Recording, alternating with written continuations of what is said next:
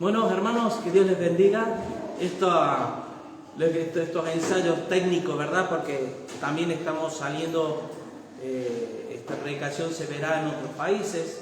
Y bueno, darles la bienvenida. Me alegro de verles a todos y a algunos también. La madre de Iván, me alegro de verla entre nosotros. Iván está contento ahí el rostro. Qué lindo. Dios es el Dios de la familia, amén. Y la oración de la iglesia, ¿saben? Para los que no lo saben, la oración que siempre hacemos como iglesia es que la familia, todos los integrantes de la familia conozcan al Señor. Amén. Esa es la voluntad de Dios. Así que bueno, sin más hermanos, hoy vamos a comenzar, vamos a seguir con la serie de Corintios. Hemos terminado Primera de Corintios, ¿sí? Y ahora vamos a continuar con la segunda carta de los Corintios, del apóstol Pablo a los Corintios, y vamos a ver unos versículos que serían del 1 al 12, y vamos a extraer, como siempre hacemos, las enseñanzas del Señor para nuestra vida. Amén. Miren, voy a leer el pasaje que dice así: Pablo, apóstol de Jesucristo por la voluntad de Dios, y el hermano Timoteo, a la iglesia de Dios que está en Corinto, con todos los santos que están en toda Acaya. Gracias y paz a vosotros, de Dios nuestro Padre y del Señor Jesucristo. Bendito sea el Dios y Padre de nuestro Señor Jesucristo, Padre de misericordias y Dios de toda consolación, el cual nos consuela en todas nuestras tribulaciones, para que podamos también nosotros consolar a los que están en cualquier tribulación, por medio de la consolación con que nosotros somos consolados por Dios. Porque de la manera que abundan en nosotros las aflicciones de Cristo, así abunda también por el mismo Cristo nuestra consolación. Pero si somos atribulados, es para vuestra consolación y salvación. O si somos consolados, es para vuestra consolación y salvación, la cual se opera en el sufrir las mismas aflicciones que nosotros también padecemos. Y nuestra esperanza respecto a vosotros es firme, pues sabemos que así como sois compañeros en las aflicciones, también lo sois en la consolación. Porque, hermanos, no queremos que ignoréis acerca de nuestra tribulación que nos sobrevino en Asia, pues fuimos abrumados sobremanera, más allá de nuestras fuerzas, de tal modo que aún perdimos la esperanza de conservar la vida. Pero tuvimos en nosotros mismos sentencia de muerte, para que no confiásemos en nosotros mismos, sino en Dios que resucita a los muertos, el cual nos libró y nos libra, y en quien esperamos que aún nos librará de tan gran muerte, cooperando también vosotros a favor nuestro con la oración, para que por muchas personas sean dadas gracias a favor nuestro por el don concedido a nosotros por medio de muchos. Porque nuestra gloria es esta, el testimonio de nuestra conciencia, que con sencillez y sinceridad de Dios, no con sabiduría humana, sino con la gracia de Dios, nos hemos conducido en el mundo y mucho más con vosotros. Amén. Amén. Hasta aquí esta hermosa porción. Bueno, como todas las cartas del apóstol Pablo, siempre él, cuando comienza en la salutación, comienza hablando acerca de sus credenciales espirituales. Y esto era necesario y sigue siendo necesario. ¿Por qué? Porque estas palabras, que muchas veces las podemos leer por encima, no nos damos cuenta que tiene ciertos detalles que hacen la labor o el llamamiento de quien estuvieron los apóstoles, un llamamiento particular, un llamamiento especial, un llamamiento en el cual los apóstoles tenían que ministrar y dar a conocer el misterio escondido por todas las edades, por medio de la inspiración y la revelación del Espíritu Santo en su vida. Por lo tanto, es un ministerio que ya pasó, porque fue un ministerio fundacional. Amén. Y que aquí Pablo es muy, esto alguna vez lo he mencionado, porque Pablo podría haber dicho Pablo, apóstol por la voluntad de Dios. Pero esa añadidura de apóstol de Jesucristo indica que fue por Jesucristo hecho hombre quien mandó a los apóstoles a ser apóstoles. Amén. No es por una herencia, ¿verdad? Que hoy muchas denominaciones cristianas tienen al ministerio apostolado, el apostólico o apostolado, lo tienen como una herencia, como un ministerio de herencia, ¿verdad? Como que ustedes saben que hay iglesias que enseñan que se autoproclaman muchos apóstoles, pero no estuvieron con Jesucristo en vida, ¿sí? Así que, bueno, el hecho es, y esto es interesante, y también menciona a Timoteo, porque Timoteo, hermanos, yo considero que Pablo, después de que ya anciano, él sabía que iba a partir, yo considero, esto es un pensamiento mío, ¿sí? Considero que Pablo debió haber pensado en Timoteo, ese amigo, ese hijo espiritual, ese compañero fiel, esa gracia, ese don de Dios que le dio Dios por medio de Timoteo, que en la cual Timoteo le ayudó muchísimo al apóstol Pablo a poder, porque le acompañó en muchos de sus viajes, y posiblemente Timoteo también estuvo con la iglesia de Corinto. Por lo tanto, cuando manda ese saludo también a Timoteo, es porque Timoteo ya había estado con los corintios. ¿Amén? Así que también es un reflejo que nos debería enseñar a nosotros también de coger esa antorcha y poder ser testigos del evangelio a otros, como lo hizo Timoteo. Ahora bien, realmente en el versículo 3, en este versículo, vamos a leer unas palabras en las cuales hay dos palabras de las cuales se desata todo lo demás de lo que vamos a ir viendo. Dice el apóstol Pablo: bendito sea el Dios y Padre de nuestro Señor Jesucristo, Padre de misericordias y Dios de toda consolación. Yo quiero que te quedes con estas dos palabras: Padre de misericordias, ¿sí? Y Dios de toda consolación. Ahora bien, ¿de qué Pablo se está refiriendo aquí? ¿Se acuerdan cuando en Romanos 12 Pablo le dice a esta iglesia: os ruego por las misericordias de Dios que presentéis vuestros cuerpos en sacrificio vivo, que al final es nuestro culto racional? ¿De qué se está refiriendo el apóstol Pablo con las misericordias de Dios? El Padre de misericordia. Para ellos tenemos que remontarnos al rey David. Y tenemos que ir a lo que es el tabernáculo de David. Y tenemos que ir al hecho de que en las promesas de Dios, el pacto que Dios hizo con Abraham, se iba renovando de generación en generación, en la cual en David restaura el tabernáculo caído, por la cual entramos nosotros los gentiles, porque ustedes saben, los gentiles es todo el mundo que no sea judío. Y en ese entonces era normal que el judío fuera beneficiario de la salvación que Dios había otorgado. Dios los escogió, amén, y les dio una ley, la ley mosaica, los 10 mandamientos, les dio un nombre, les dio un lugar y les dio revelación. Por lo cual los judíos, la salvación viene de los judíos, dice Jesús. Pero dentro de esa salvación, dentro de Israel, fue instrumentos de Dios para hacer luz a las naciones, en el corazón de Dios, ¿sabe quiénes estaban? Estabas tú y estaba yo.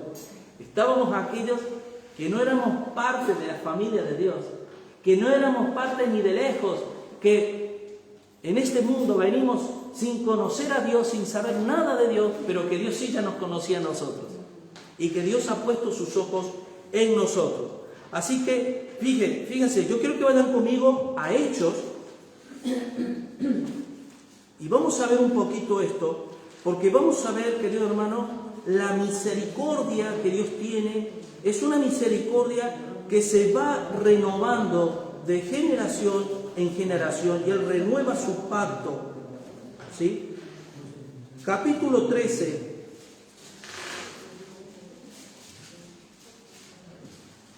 Dice, a partir del versículo 29,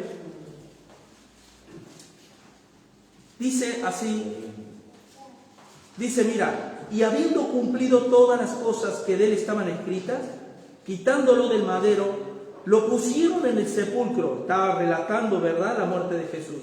Mas Dios le levantó de los muertos a Jesús, y él se apareció durante muchos días a los que habían subido juntamente con él de Galilea a Jerusalén, las cuales ahora son sus testigos ante el pueblo. Y nosotros también os anunciamos el Evangelio de aquella promesa hecha a nuestros padres, la cual Dios ha cumplido a los hijos de ellos, a nosotros, resucitando a Jesús, como está escrito también en el Salmo 2, mi hijo eres tú y yo te he engrandecido hoy. Y en cuanto a que levantó de los muertos para nunca más volver a corrupción, lo dijo, os daré las misericordias fieles a David. Por eso dice también en otro salmo, no permitirás que tu santo vea corrupción. Ahora bien, ¿qué tiene que ver el rey David con la misericordia de Dios?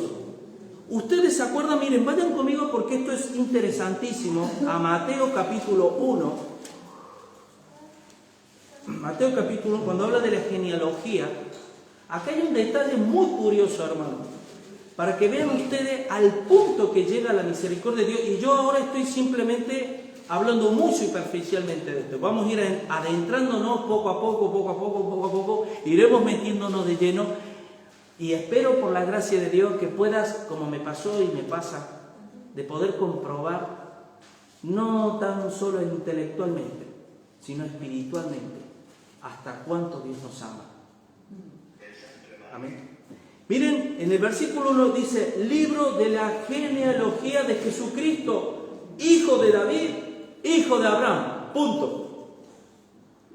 Y ahí comienza a hablar, Abraham, engendró, hijo de David, hijo de Abraham, descendiente. ¿Saben por qué? Porque estos dos personajes históricos son personajes la cual Dios escogió desde la gentilidad. Podríamos decir que los judíos fueron salvos gracias a los gentiles. Porque Abraham no tenía la ley de Moisés. ¿Y qué pasó? ¿Y qué pasa con David? Sigamos leyendo, ahí se me ha ido la página, sigamos leyendo un poquito más abajo. Miren lo que dice el versículo 5. Dice, Salmón engendró a Rahab, a Boz engendró de Ruth a Obed, y Obed a Isaí. Isaí engendró al rey David. ¿Ustedes se acuerdan quién era Ruth? Aquí, experta, las mujeres sobre todo expertas. Una moabita, gentil, de la cual desciende David y en la cual desciende Jesús. Por lo tanto, en Cristo están todas las familias de la tierra. ¿Se acuerdan la predicación, hermanos, de que somos linaje escogido? Real sacerdocio, nación santa, pueblo escogido por Dios para que anunciemos las virtudes a otros. Pues aquí está la misericordia firme a David. Por ejemplo, en Hebreos 10:28, para que ustedes vean ese contraste que existe entre lo que es la misericordia, el tipo de misericordia que Dios tiene con nosotros, y qué pasaría si Dios no tuviera misericordia. Miren lo que dice Hebreos 10:28. El que viola la ley de Moisés, por el testimonio de 2 o 3 testigos, muere irremisiblemente. Esa palabra irremisiblemente, ¿sabes qué significa en el original? Sin misericordia. Y yo pregunto, ¿tú y yo violamos la ley de Moisés? Violamos a diario. A diario. Y cuando habla de muerte está hablando de destitución, es decir, alejados de la ciudad, alejados de Dios. Y el que viola la ley de Moisés muere sin misericordia. Pero si el tabernáculo, si la salvación fuera por el tabernáculo de Moisés, nadie sería salvo. Pero gracias a que es por el tabernáculo de David, en la cual Dios restauró para que todos los gentiles podamos entrar en el Señor. Vayan conmigo a Amós. Esto es tremendo, hermano, las maravillas de Dios. Amós capítulo 9. Es maravilloso la obra de Dios. Dice, versículo 11. En aquel día yo levantaré el tabernáculo caído de David y cerraré sus portillos y levantaré sus ruinas, y lo edificaré como en el tiempo pasado, para que aquellos sobre los cuales es invocado mi nombre posean el resto de Edom, y a todas las naciones, dice el Señor que hace esto.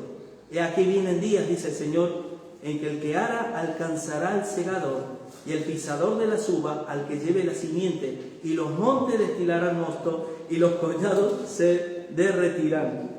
Dice, y traeré del cautiverio a mi pueblo Israel, y edificarán ellos las ciudades asoladas, y la habitarán, plantarán viña, beberán del vino de ellas, y harán huertos, y comerán del fruto de ellos, pues los plantaré sobre su tierra, y nunca más serán arrancados de su tierra que yo les di, ha dicho Jehová Dios tuyo.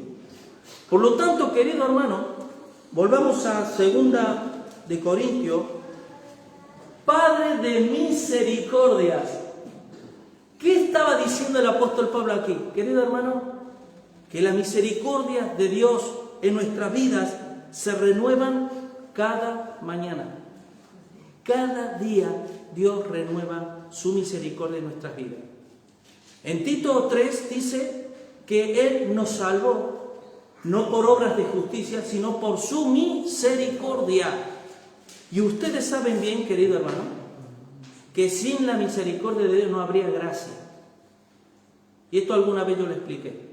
La gracia es la acción favorable de Dios por amor a nosotros. La misericordia es el sentimiento del corazón de Dios en la cual se basa la gracia. Porque Dios no actuaría a favor nuestro si no tuviera misericordia. Por lo cual siempre piensen esto. La gracia es acción. Pero la misericordia es la base del corazón de Dios en la cual se encierra esa acción que Dios. Por eso, de tal manera amó, misericordia, que dio acción a su Hijo Jesucristo para que todo aquel que en Él cree no se pierda, mas tenga vida eterna. Y aquí Pablo hace recordar, gentiles, iglesia, bendito sea el Dios y Padre de nuestro Señor Jesucristo, Padre de misericordias y Dios de toda consolación. Ahora viene la segunda parte. Y aquí vamos a ver algo curioso, hermano. ¿Por qué? Porque es Dios de toda consolación. ¿Sabes, hermano?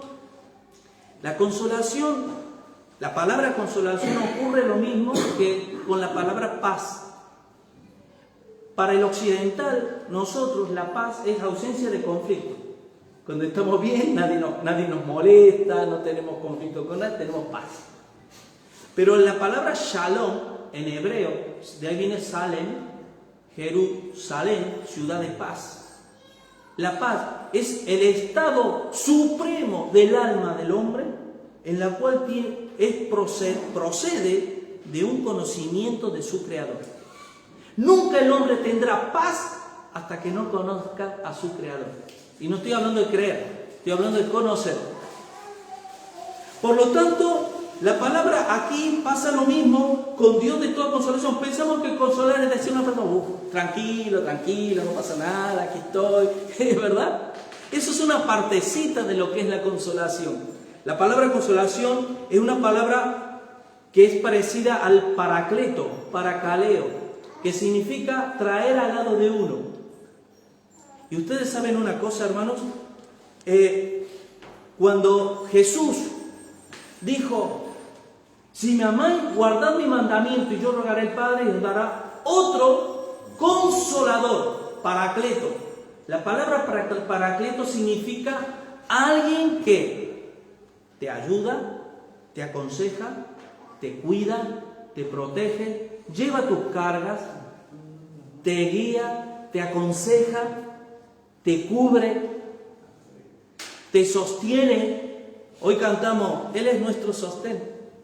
Eso es parte de la obra del Consolador. Y dice que Dios es Dios de toda consolación. ¿Y saben una cosa, hermano? Miren, os puedo asegurar que tú y yo, si tuviéramos que hacer una obra favorable a alguien, y esto lo digo porque es para reflexionar,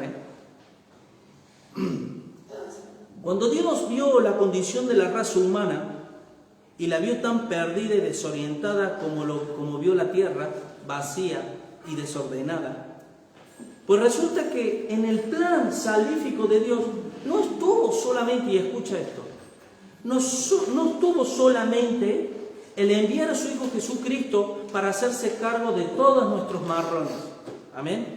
Yo cuando veía que echaban las ofrendas, me dio gracia porque Sofía echó ahí su dinerito y ya hizo, como diciendo, ya está, ya cumplí. Me encantó. ¿Qué ocurre? Dios no dijo, voy a enviar a mi Hijo Jesucristo, que ya es estar en la gloria que tenía y venir a este mundo caído, ya es, pero encima no vino como rey, vino como servidor, que ya es. Y no vino solamente como servidor, vino a ser obediente hasta la muerte y muerte de cruz, ya lo es. Amén. Amén. Pero es que no se acaba la obra ahí. No hizo Dios, ya está. ¿Ustedes se han dado cuenta? Dios de toda consolación. La consolación, ¿saben con qué tiene que ver? La consolación de Dios tiene que ver con la morada y con el compañerismo que Dios tiene contigo. Y yo te pregunto en esta mañana, ¿Dios es compañero tuyo? Porque para que Dios sea compañero tuyo, tú tienes que tener intimidad. Tú tienes que tener relación con Él. Tú tienes que hablar con Él y tú tienes que oírle a Él. Tú tienes que caminar con Él.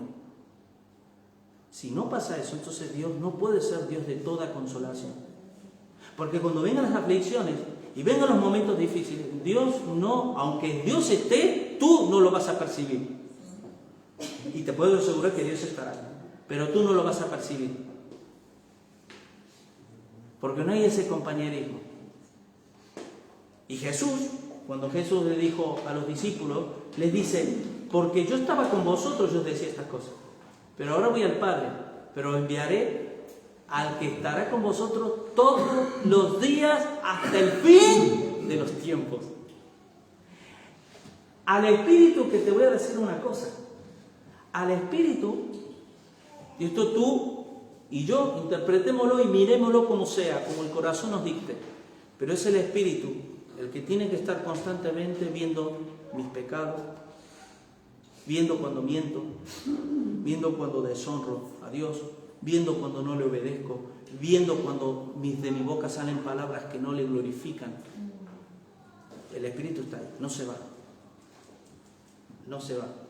Porque Él se comprometió a consolar nuestra vida todos los días hasta el fin de los tiempos y de mi vida.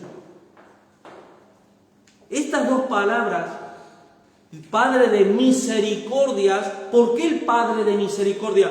Porque las misericordias firmes a Dios, a David, la misericordia de Dios radica en el decreto eterno del Padre que Él decidió por voluntad propia, por sus propios designios, salvar a la humanidad caída y destituida de la gloria de Dios, por muy religiosos que seamos.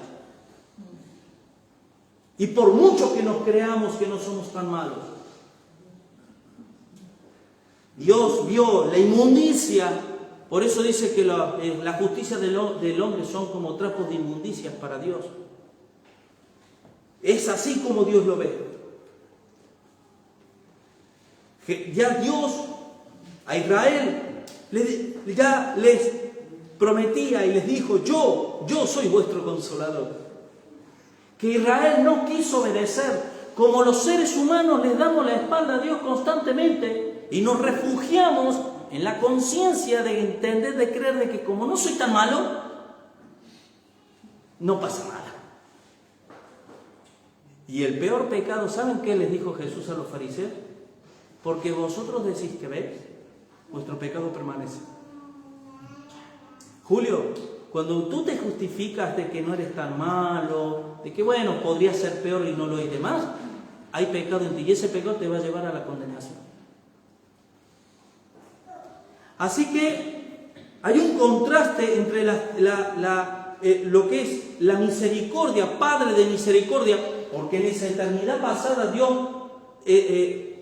declaró la salvación a la humanidad, pero cuando se habla de Dios de toda consolación, es el amor amoroso, si se puede decir el amor amoroso, el amor de Dios que nos acompaña todos los días de nuestras vidas. Teniendo ese Dios, hermano, tú y yo sabemos, por eso es que el deseo de compartirlos con otros. Porque si tú como cristiano no estás viviendo ese Dios de consolación, no vas a tener ganas de compartirlo. ¿De qué vas a compartir? ¿Qué vas a querer decirle a los demás? Y esto ahora lo vamos a empezar a ver esto. ¿De qué le vamos a decir a los demás si tú eres el primero, somos los primeros que no confiamos en Dios y no experimentamos la consolación de Dios en nuestros corazones? Cuidado con eso. Cuidado con eso. Miren, vayan conmigo a Romanos 8:26. ¿Se acuerdan? La labor del Espíritu Santo es indispensable.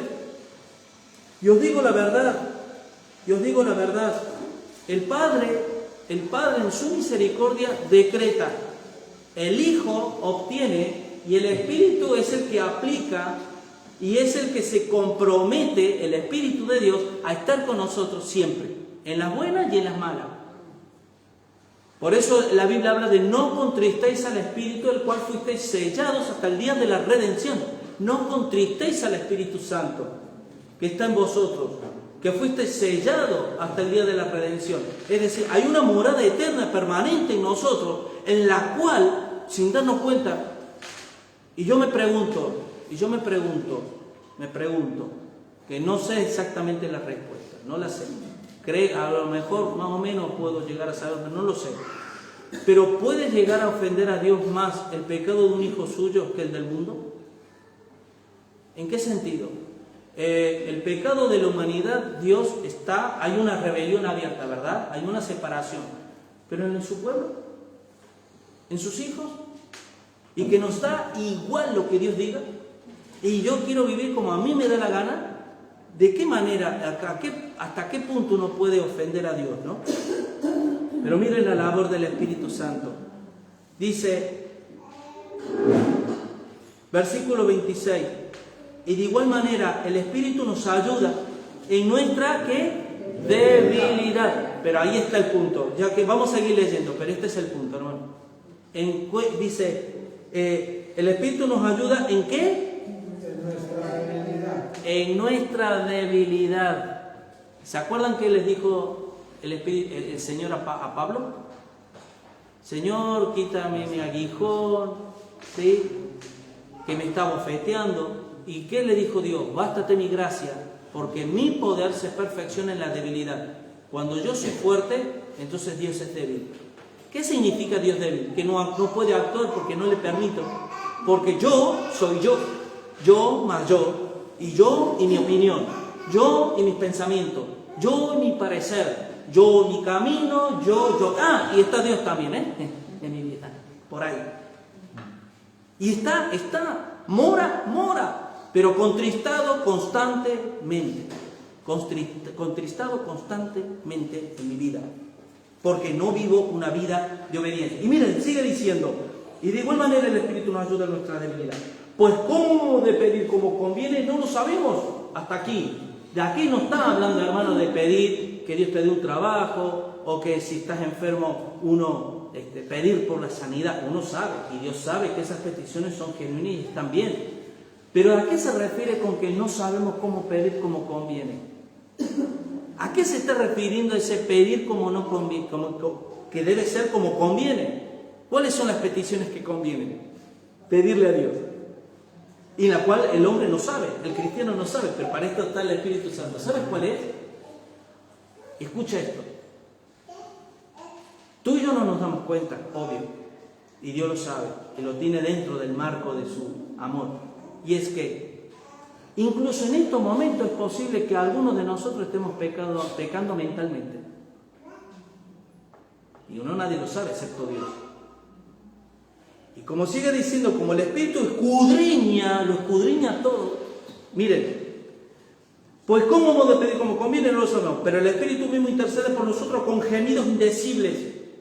Es un gemido, es decir, es que el Espíritu mismo, que es una persona, se contrista, le duele, y por amor a nosotros, nos ama de tal manera que el amor es sufrido, y el Espíritu se duele. Mas el que escudriña los corazones sabe cuál es la intención del Espíritu, porque conforme a la voluntad de Dios, intercede por los santos. Increíble. ¿Por qué yo soy constantemente salvo y no alguna vez salvo en el futuro? ¿Por qué soy constantemente salvo en todo momento? Porque es el Espíritu el que hace la obra delante de Dios en cubrirnos, en ayudarnos, en interceder por nosotros. Amén. ¿Y qué ocurre con el cristiano que está apasionado por Dios?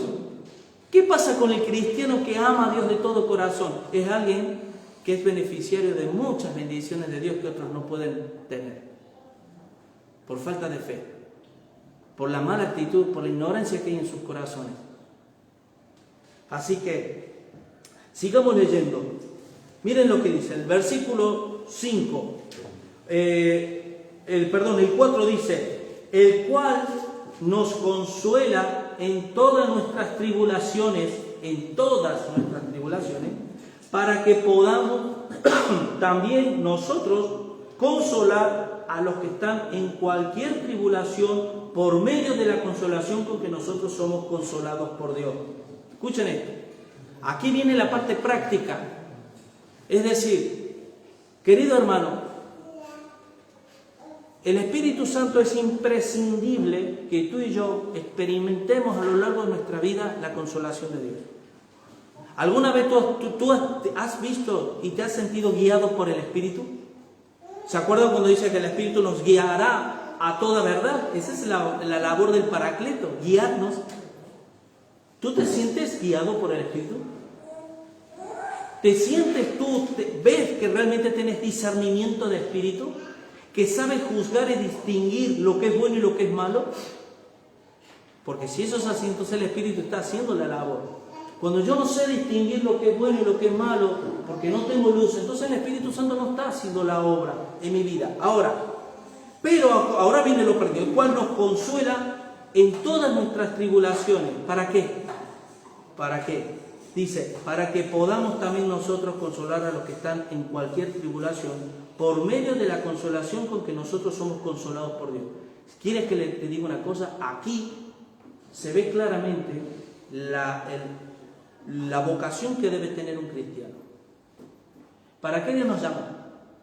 ¿Y para qué Dios nos cuida a lo largo del camino de nuestras vidas? ¿Para qué el Espíritu te va a guiar? Si al fin y al cabo mi salvación es solo para mí, y yo la vivo, yo me lo guiso y yo me lo como, ¿para qué? Pero Dios dice que esa consolación tiene una función: consolar a otros.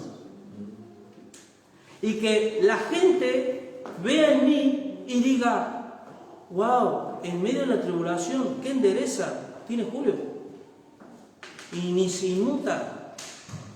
Yo siempre digo a tu hermano, las enormes debilidades que tiene uno, miren, las enormes debilidades mías las proceso delante de la presencia de Dios, no en público. Yo el viernes le decía, yo soy muy llorón, ¿verdad? Lloro por todo, hermano. De verdad, soy muy sensible a las cosas, pero las proceso, porque las proceso en la presencia de Dios. Yo lloro, como les digo, que no estoy diciendo que hay que llorar, en público no pasa nada, y debemos a veces si uno quiere llorar y no llora, te estás limitando, no es bueno. Pero ¿a qué me quiero referir a esto? Que cuando uno llora en la presencia de Dios, la mayoría de las veces, ¿sabes por qué? Porque te invade convicción de pecado. Y te invade una conciencia, un sentimiento que te lleva a los pies de Cristo. Y recobra valor la persona de Dios en mi vida. Y uno llora y se quebranta, le pides perdón a Dios.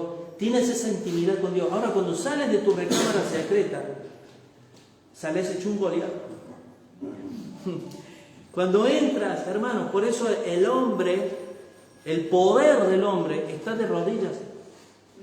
Porque Dios nos hace fuerte, Dios nos renueva por dentro.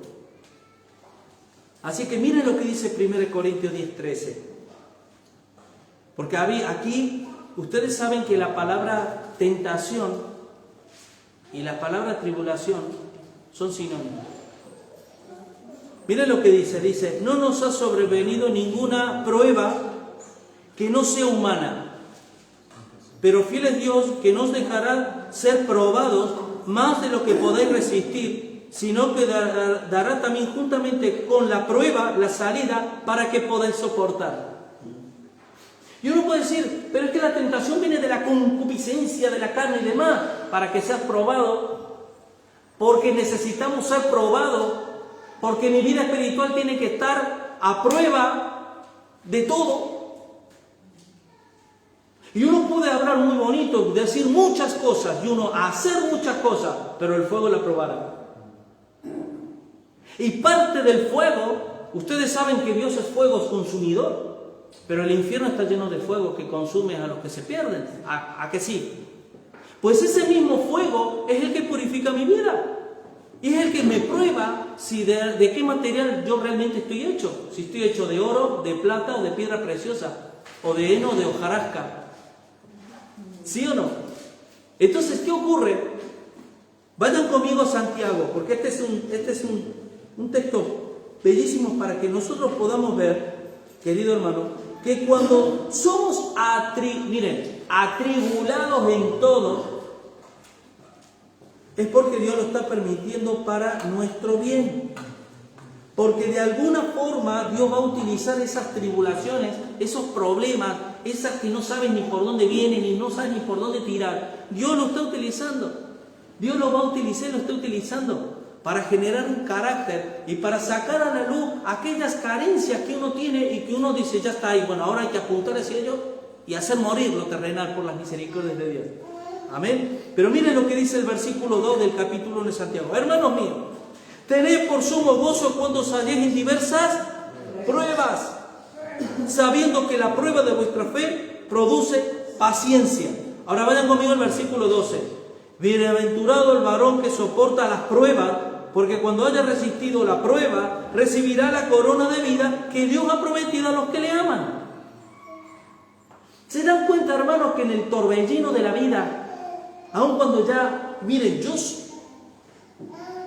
aquí cuando Pablo habla, que más adelante habla de las tribulaciones que él vivió en Asia y de todo lo que él vivió como apóstol, también te voy a decir que es imposible que un siervo de Dios no tenga que enfrentar oposición, tribulación a lo largo de su vida. Empezando por los de la casa, por los que no son de la casa, empezando por tu concupiscencia. Tu concupiscencia es tu enemigo. Por eso te tienta y te prueba a ver si eres hijo de Dios.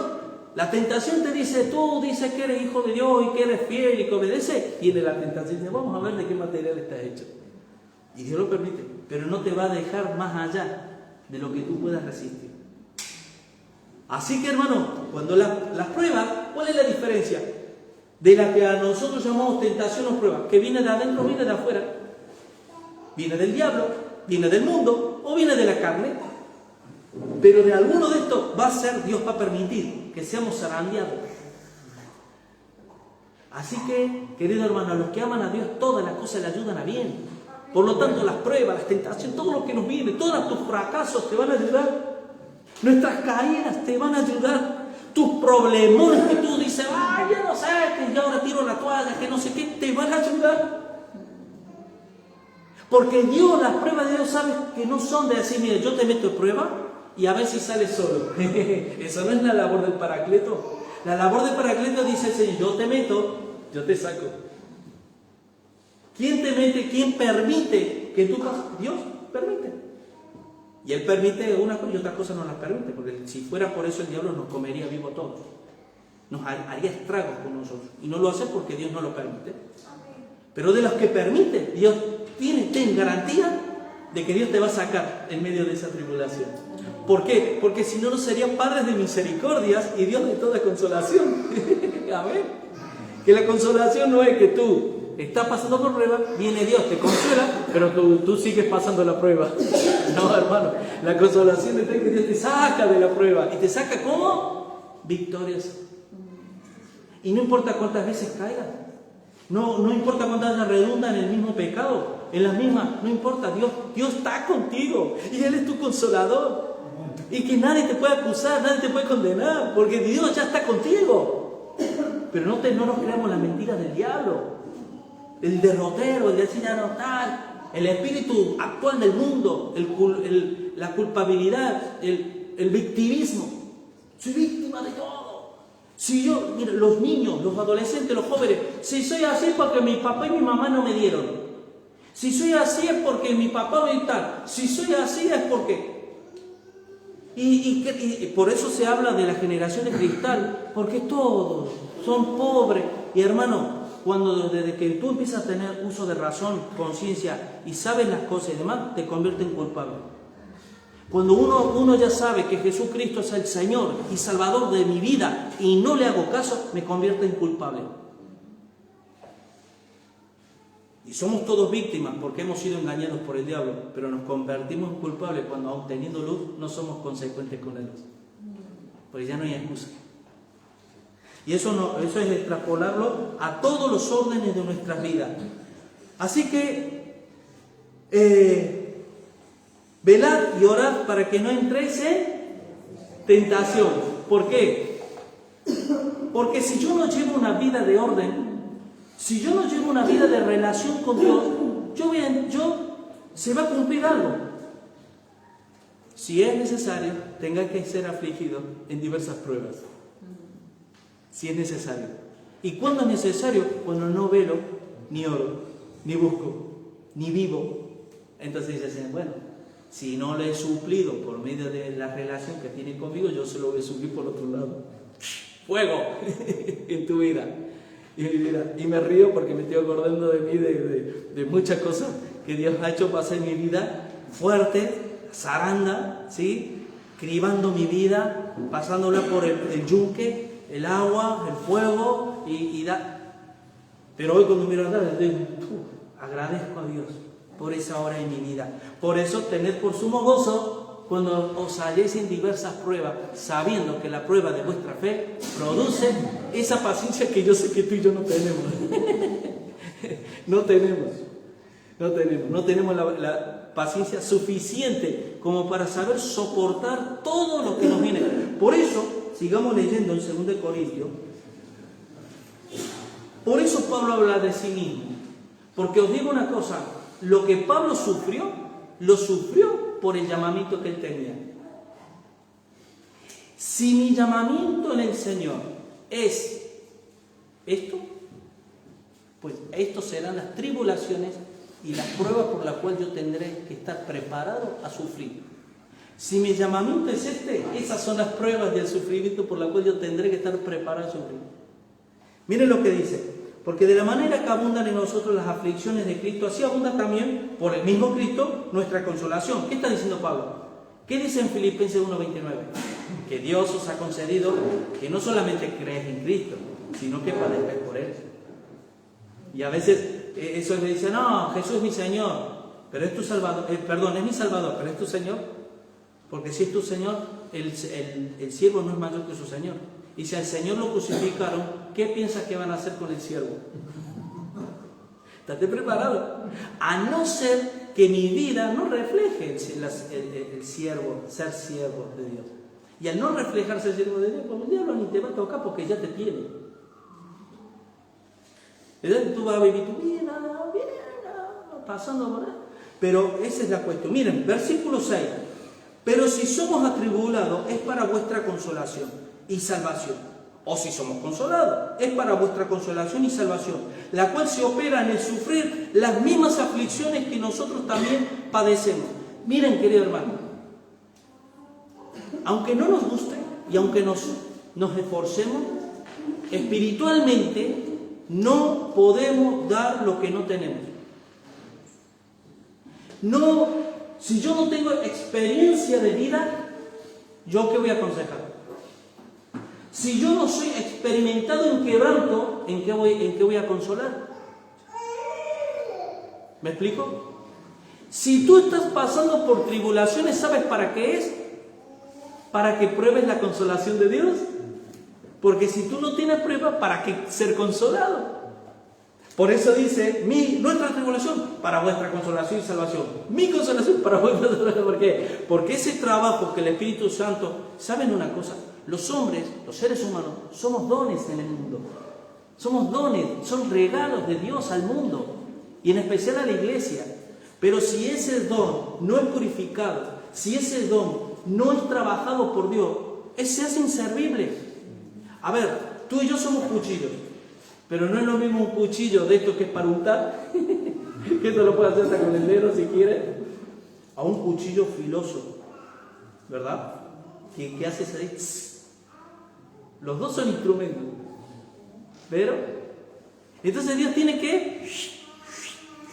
¡Ay, que duele! ¡Ay, que saltan chispas! ¡Ay, que no me gusta! Me siento incómodo, no me gusta lo que vivo, no me gusta... Y ahí el Señor saca. Cuando después de haber experimentado eso, tú vas a ser un instrumento de honra en las manos de Dios. Amén. Útil para toda buena obra. Así que...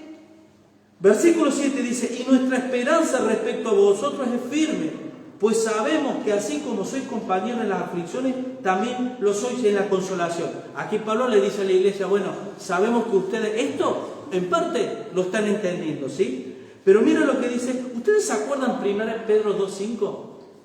Cuando hablábamos de que realmente ¿qué es un cristiano? Yo creo que este es el versículo que más refleja lo que representa un hijo de Dios. Dice, vosotros también como piedras vivas sed edificados como casa espiritual, sacerdocio santo y rendir sacrificio. Esas son las tres cosas que es un cristiano. ¿Es un sacrificio vivo? Por eso os ruego por la misericordia que presenté vuestro cuerpo en sacrificio vivo. Somos real sacerdote. ¿Y qué es un sacerdote? Es alguien que se pone entre Dios y los hombres a interceder. ¿Sí? ¿Y qué es? Y somos templo, porque en nosotros mora el Espíritu Santo. Por lo tanto, y escuchen esto, siendo templo, siendo nosotros sacerdotes para Dios, y a la vez en función somos un sacrificio vivo constante. ¿Sabes qué tiene que ver con esto? Si Dios, mi cuarto, empezando por mi habitáculo, que es la cual yo puedo ver, estar en la tierra, pasar por el valle de sombra de muerte y estar junto con los míos y poder compadecerme, tener misericordia, poder predicar, ¿sí? Porque yo no sé por qué Dios, para salvarnos, se hace hombre y utiliza al hombre para salvar al hombre. Podría haber enviado ángeles, ¿verdad? Pero Dios utiliza al hombre. Pero además de eso, yo como sacerdote que soy, necesito ser afilado. Yo como sacerdote, no puedo ejercer un sacerdocio a la ligera. Porque mi real sacerdote es según el orden de Melquisedec, Cristo Jesús, la cual es mi cabeza, la cual es la que me hace pensar y me hace dirigir.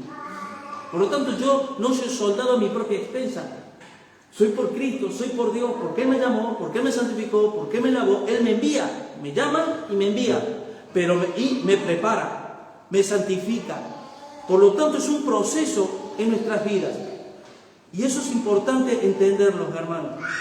Fíjate, Filipenses, cuando lo que leíamos, porque a vosotros os he concedido por causa de Cristo, no solo que creéis en Él, sino también que padezcáis por Él, teniendo el mismo conflicto que habéis visto en mí, y ahora oís que hay en mí. Este Pablo tenía conflicto todos los días. Y de manera irónica, para los que creen que Dios es el Papá Noel, que viene a decirte, venga, a ver qué necesitas, frota la lámpara de Aladino que Dios te lo va a conceder y demás. Si Dios fuera así, entonces Dios odiaba a Pablo. Porque Pablo vivía de tribulación en tribulación, de prueba en prueba. Vivía constantemente en una constante guerra contra todo el sistema establecido por el diablo. Y piensa esto, tú y yo, ¿sabe lo que realmente es alguien que ha pasado de muerte a vida? Parece curioso, pero ¿sabe analógicamente cómo lo podríamos comparar? Como un pez que tú lo sacas del agua y lo pones en la tierra. Y ahí el pez se tiene que mover. Nosotros, hermanos, somos peces en medio de... peces que estamos en la playa. No somos de este mundo, hermanos. Estamos, pero no somos. Y al no ser, si no fuera por la consolación del Espíritu, nuestra vida haría bocanada de aire y ya moriríamos, porque no es nuestro hábitat. Este sistema no es nuestro hábitat. La falta de perdón, las iras, las contiendas, las disensiones, los pensamientos que no solo no glorifican a Dios, sino que atentan contra el plan hermoso de Dios, que es la familia, etcétera, etcétera. Todo eso no viene de Dios. Por eso dice, no améis al mundo ni las cosas que están en el mundo. Pero yo soy pez. Y si yo soy un pez, ¿cómo voy a amar yo una piedra, una planta? Yo lo que tengo que hacer es buscar las cosas que son de mi hábitat. Porque los deseos de los ojos, los deseos de la carne y la vanagloria de la vida no proceden del Padre, sino del mundo. Y el mundo pasa y sus deseos, pero el que hace la voluntad de Dios permanece para siempre. Así que es tremendo, hermanos, que qué lindo, ¿no? Padre de misericordia, Dios, ese es mi papá y demás, vale. Ahora nos está explicando por qué es el Padre de misericordia y Dios de toda consolación. Porque te vas a sufrir. El Hijo de Dios está garantizado el sufrimiento. Y el mundo también, solo que el mundo solo. El cristiano es compañero con su paracleto, con su ayudador, con su Dios personal, íntimo, en el cual nos consuela. Pero vamos a tener que el dolor. Yo siempre digo que el dolor es el megáfono por lo cual Dios habla a nuestro corazón. Porque somos hijos del rigor. El ser humano no... Y aún yo he llegado a pensar que el ser humano no estamos diseñados para vivir bien. Porque en el momento que vivimos bien nos alejamos de Dios. Qué fuerte, ¿no? Seguimos leyendo. Dice, porque hermanos, no queremos que ignoréis acerca de nuestra tribulación que nos sobrevino en Asia. Pues fuimos abrumados sobremanera más allá de nuestras fuerzas, de tal modo que aún perdimos la esperanza de conservar la vida. Ahora yo pregunto, ¿alguna vez tú has experimentado esto? Por causa del Evangelio, por ser cristianos nos van a perseguir. Y no por ser cristiano nominal. Porque en el mundo millones de personas se autodefinen cristianas. Pero cuando tú conoces a Dios y empiezas a proclamar la verdad del Evangelio, eso al diablo no le gusta. Y nos quieren acallar, apagar. Y si no, mira de los 2000 años de historia que nosotros tenemos en nuestras espaldas, el 70 o el 80% del tiempo de estos 2000 años han sido persecución, hoguera. Los cristianos morían en los campos con los leones que se los comían, o eran quemados vivos, o eran decapitados. Ustedes saben que de los 12 apóstoles, solo Juan murió por muerte natural. El resto fueron decapitados, apedreados, quemados, crucificados. Pedro fue crucificado boca abajo. ¿Por qué? Porque ellos reivindicaban unas ideas. No, por ser hijos de Dios. Porque las tinieblas no tienen compañerismo con la luz. Y la carne siempre perseguirá al espíritu. Caín siempre va a matar a Abel. Y eso será por todos los tiempos hasta que Cristo vuelva por segunda vez. Y si no, tú y yo no vivimos esa experiencia de ser perseguidos, de ser atribulados, es porque debemos pensarnos si somos portadores de la verdad del Evangelio o no. Porque yo sé perfectamente por experiencia propia que tú puedes hablar de Dios y puedes hablar de muchas cosas, pero cuando empiezas a hablar de Jesucristo y de la verdad del Evangelio, eso levanta sarpullido a mucha gente. Y yo lo he visto. Hablemos de Dios, no pasa nada. Todos tenemos nuestro propio Dios, hecho a imagen y semejanza nuestra. Yo tengo mi Dios a mi imagen y semejanza. Tú tienes tu Dios, vale, los dos son Dios. Qué bien. Pero cuando ya dijimos, no es ni el tuyo ni el mío, es Jesucristo. Jesucristo es la imagen del Dios invisible, el primogénito de todo el... Ay, pero ese no es el Dios mío, Ese no es el Dios mío. Bueno, ni el mío tampoco, pero ese es el Dios verdadero. Este es el Dios verdadero, Jesucristo. Así que Él, siendo en forma de Dios, no estimó el ser igual a Dios como cosa que aferrarse, sino que se despojó a sí mismo tomando en forma de hombre. Y estando en la condición de hombre se fue obediente hasta la muerte y muerte de cruz. Y se hizo siervo por nosotros y murió en la cruz. Por lo tanto, ese es el Dios verdadero. Qué curioso que mientras el hombre quiere ser como Dios, Dios se hizo hombre para salvarnos, ¿no? Así que miren, fíjense, quiero que vayan conmigo a Mateo 23. Mateo 23. porque esto es interesantísimo, para que vean ustedes que en Cristo se nos ha concedido no solamente, hermanos, que creamos en Él, sino que padezcamos con Él. Y ahí viene la diferencia, Pero mira, 23, 34, versículos 34 y 35, dice: por tanto, he aquí yo os envío profetas y sabios y escribas, y de ellos a unos mataréis y crucificaréis, y a otros azotaréis en vuestra sinagoga, y perseguiréis de ciudad en ciudad, para que venga sobre vosotros toda la sangre justa que se ha derramado sobre la tierra, desde la sangre de Abel, el justo, hasta la sangre de Zacarías, hijo de Berequías, a quien mataste entre el templo y el altar. De cierto os digo que todo esto vendrá sobre esta generación. ¿Se dan cuenta? ¿Se dan cuenta la importancia que tiene la tribulación? Nosotros todavía no hemos llegado a la sangre. Hay cristianos actualmente en este preciso momento que están siendo ejecutados, sobre todo en el mundo islámico y en otras partes del mundo. Están siendo ejecutados, y están siendo ejecutados no porque eran traficantes de drogas, no porque ellos o traficantes de armas, sino por portar la verdad del Evangelio. Porque el padre de las tinieblas, que es Satanás, el padre de mentira, no soporta la verdad y no soporta la luz. Y no la soporta. Así que portemos la luz y ya verás cómo rápidamente la mente carnal y las tinieblas se van a manifestar. ¿Amén?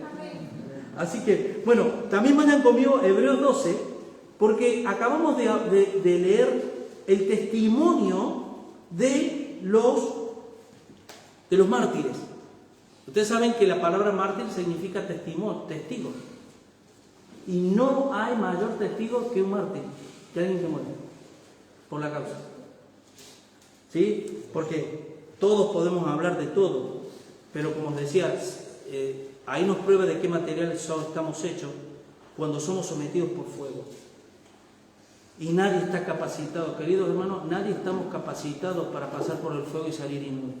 Necesitamos de la gracia de Dios, amén. Así que miren, en el capítulo 12, versículo 24, dice: a Jesús, el mediador del nuevo pacto, y la sangre rociada que habla mejor que la de Abel. ¿Por qué dice que la sangre de Cristo habla mejor que la sangre que fue derramada? Porque ambos murieron injustamente. Ambos derramaron la sangre injustamente. Abel fue el primer mártir que hubo en la historia. ¿Sí? Abel. Pero Jesús fue el testigo fiel de haber pasado por una muerte horrenda por culpa y por causa tuya y mía del mundo. Entonces, esa muerte que Cristo estableció en la cruz produce vida, la de Abel no. Y la de ningún mártir produce vida, pero la muerte de Jesús, la sangre derramada, sí produce vida. Así que el testigo, hermano, la importancia que tiene en nuestras vidas como hijos de Dios, pasar por todo esto. Ahora, miren, sigamos leyendo 2 de Corintios. Cuando dice que ellos, en el versículo 8 que acabamos de leer, pues fuimos abrumados sobremanera más allá de nuestras fuerzas, de tal modo que aún perdimos la esperanza de conservar la vida. Yo te digo una cosa. El peor enemigo del hombre es el hombre mismo. Tu peor enemigo eres tú mismo. Mi peor enemigo soy yo mismo. Cuando yo me presento y me paro delante de Dios, y no estoy hablando de manera mística, estoy hablando a lo largo de la vida, del día a día, ¿sabes que nosotros siempre tenemos una actitud hacia Dios? Mira, la actitud hacia Dios puede ser de indiferencia, puede ser de rebelión, puede ser de simpatía o puede ser de una total obediencia. Nosotros decidimos.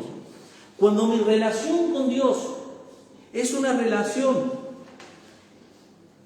de indiferencia o una relación de que Dios está y demás, ¿sabes lo que ocurre? Que me estoy engañando a mí mismo en pretender que yo puedo vivir esta vida sin contar con la ayuda de Dios. y que puedo salir ileso. ¿Saben qué dice la Biblia? Que hay caminos que al hombre le parecen rectos, pero su final es camino de muerte. Y no está hablando de muerte física, que también. O sea, todo lo que tú y yo en apariencia nos puede parecer algo cotidiano, lo que no pasa nada, vamos bien, controlamos. Si Dios no actúa, eso nos va a sorprender, y eso nos va a juzgar, y eso nos va a condenar. Porque es como ir a un precipicio sin saber que hay un precipicio. Al final, por eso no podemos ser ciegos, guías de ciegos. El que guía necesita la luz del Evangelio y por eso necesita ser consolado por el Espíritu Santo y necesita experimentar la misericordia de Dios en su vida. Versículo 9. Pero tuvimos en nosotros mismos sentencia de muerte, para que no confiásemos en nosotros mismos, sino en Dios que resucita a los muertos. ¿Sabe lo que está diciendo? Aquí no está hablando de la resurrección del muerto futuro, que va a haber una resurrección de muertos. Los que mueran en Cristo resucitarán. Y su cuerpo será glorificado para estar en la presencia de Dios y no ser consumidos por Dios. Porque hoy tú y yo, si tuviésemos la presencia de Dios, nos fulminarían, no quedaríamos ni vivos siquiera. Pero los que mueren sin Cristo, ellos experimentarán lo que es el desarraigo, lo que es la destitución, lo que es la lejanía de un Dios que es amor, de un Dios que es paz, de un Dios de misericordia, para toda la eternidad, y ya no habrá vuelta atrás. Así que miren lo que dice 2 Corintios 8:9, y ya estoy terminando, 2 Corintios 8:9.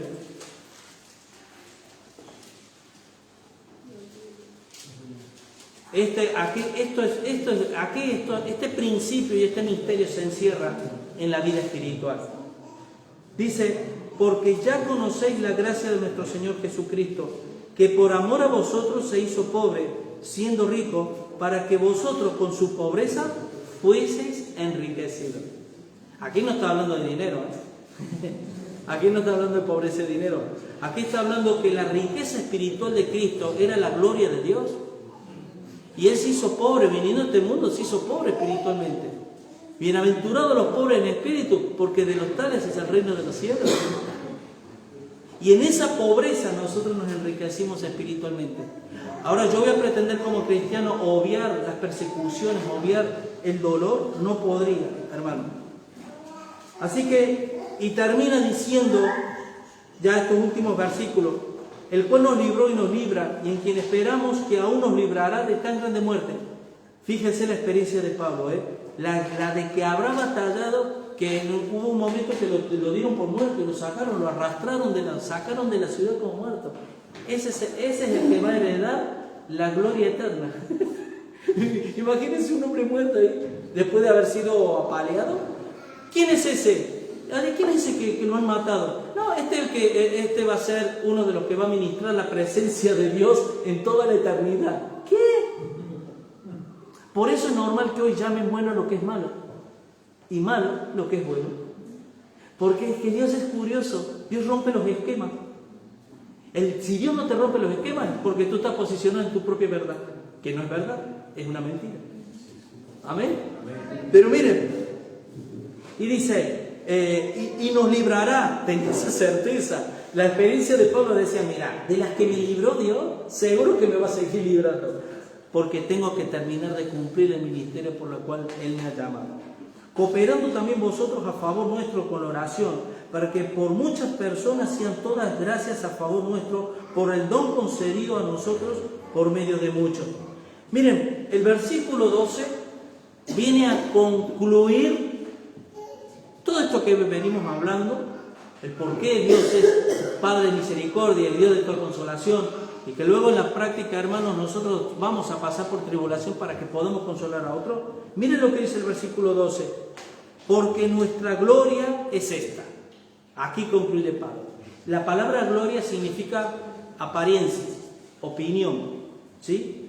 Porque nuestra apariencia, de lo que ustedes ven de nosotros, de mí, es esta: el testimonio de nuestra conciencia, que con sencillez y sinceridad de Dios, no con sabiduría humana, sino con la gracia de Dios, nos hemos conducido en el mundo, y mucho más con vosotros. Miren, y ya vayan conmigo a Efesios capítulo 3.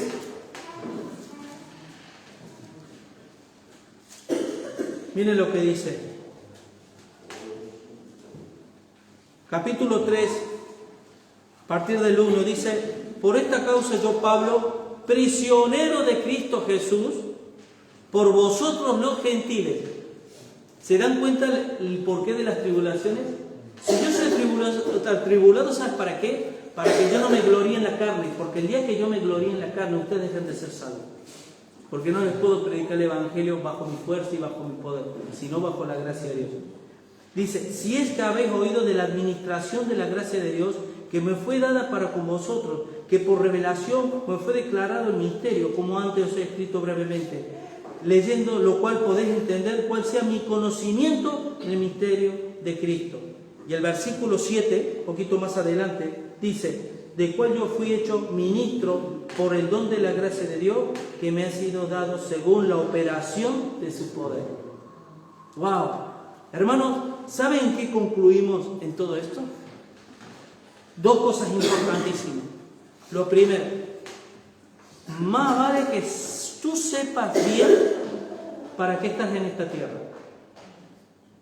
No me importa de qué país vengas, no importa a lo que te dediques, que sepas cuál es tu rol, para qué tú estás en la tierra, para qué Dios te sigue dando vida. Y lo segundo es que esto nos va la vida en ello. ¿Por qué? Porque la palabra en 1 de Pedro dice: procurad hacer firme vuestra vocación y elección, porque haciendo esto no caeréis jamás. ¿Quiénes son la gente que cae? La que no tiene identidad, la que no sabe a dónde va, sabe que existe, sabe que está, pero no sabe el rumbo, no sabe de dónde viene, porque te han dicho: no, que venimos del mono. Bueno, yo soy un parentesco de una célula que apareció, no sé qué, por lo tanto no me interesa. Entonces, como no sé, tampoco sé a dónde voy. No, tú eres creación de Dios, tú eres hecho a imagen y semejanza de Dios, por eso Dios te ama. ¿Y qué va a pasar? Que si no sabes el futuro, ¿a dónde vas? Cuidadín. Por lo tanto, como hijos de Dios que nosotros somos, algo que más nos valdría tener en cuenta, ¿sabes cuál es? Primero, que tengas presente tu vocación y elección. Y en segundo, que más nos vale que Dios sea el que realmente se glorifique en mi vida, en su poder y no en mi fuerza. Que no sea mi sabiduría, que no sea mi criterio, sino que sea el de Dios. Fuente de toda razón, fuente de toda justicia, fuente de toda vida que hay en nuestras vidas. Amén. Vamos a orar y ya le diré a Edward que pase para concluir la reunión. Señor Padre Santo, tanto los seres humanos necesitamos de ti, que muchas veces no somos ni conscientes, Dios mío, que vivimos en este mundo afligido. Tal es así que a esta vida de la tierra tú le llamas valle de sombra y de muerte. Y es en este valle de sombra y de muerte es por la cual tenemos que surcar esta vida. Y tú nos has prometido, Señor, estar con nosotros y que no vivamos solos, Dios mío. Poder experimentar tu poder, poder experimentar tu amor, Señor, y tu misericordia en nuestra vida. Por eso yo te pido, Padre, que, Señor, nosotros no sabemos cómo hacer las cosas, pero tú sí, Señor. Que tu gracia y tu misericordia siempre sea abundante en nuestras vidas, Señor, para que te podamos conocer y que no solamente te oigamos de lejos, sino que te podamos conocer de cerca, porque tú estás cerca, porque la salvación está aún hoy más cerca de cuando creímos, Señor. Gracias yo te doy por este tiempo y entrego todo esto, Señor, en tus manos. En el nombre de Jesús, amén y amén.